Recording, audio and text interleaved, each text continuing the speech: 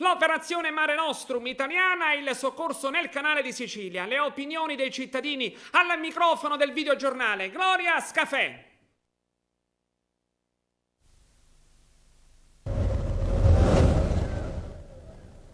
Il 18 ottobre del 2013 il governo italiano ha dato vita a Mare Nostrum, l'operazione militare umanitaria nel Mar Mediterraneo meridionale. Nata per fronteggiare lo stato di emergenza nello stretto di Sicilia a causa dell'eccezionale flusso di migranti, non ha trovato sin dagli albori pareri favorevoli dal governo europeo. A distanza di un anno, tracciando un quadro complessivo dei risultati, i primi dati evidenti sono: l'Italia non riesce più a contenere l'immane quantità di clandestini, poi i continui malumori tra governo italiano e governo europeo. L'Italia appare dunque abbandonata di fronte a un gesto di umanità che potremmo definire epocale, una situazione di solitudine che la nostra nazione non può più sopportare, e proprio per questo si esprime in termini categorici il ministro dell'Interno Angelino Alfano, annunciando di voler interrompere l'operazione Mare Nostrum nel caso in cui l'Europa non accolga di condividere il carico. E chi quotidianamente, comune cittadino, prende atto dello svolgersi dei fatti, così li commenta. L'Italia mi appare umanitaria, come è giusto insomma, che sia, ma nello stesso tempo non può sostenerne forse tutte le spese, perché non può gravare solo su di noi. Insomma. È un problema che secondo me si dovrebbe risolvere alla fonte, cioè nelle nazioni da dove partono. La materia è molto complessa, perché non è che è di facile soluzione. Siamo nell'Europa ma come se non ci fossimo. Chiaramente. Secondo lei cosa dovrebbe fare l'Europa in questo momento? Cosa deve fare? In questo momento siamo noi più esposti. C'è il lassismo in campo europeo. L'altra sera il ministro Alfano è stato chiarissimo, condivido in pieno la sua opinione e la sua posizione, quindi sicuramente non è un problema che possiamo risolvere noi italiani soltanto.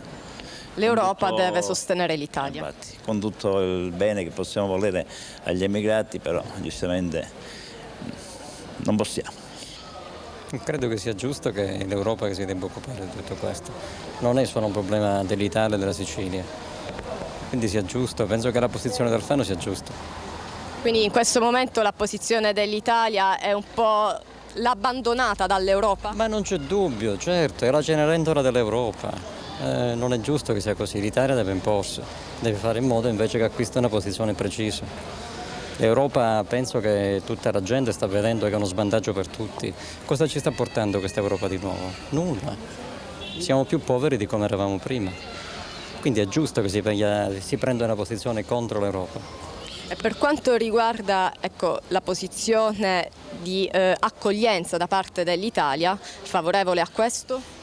Ma l'accoglienza certamente non si possono abbandonare queste persone, anche se l'accoglienza deve essere più radicale, nel senso che non è che queste persone, tutti gli africani possono venire da noi a fare che?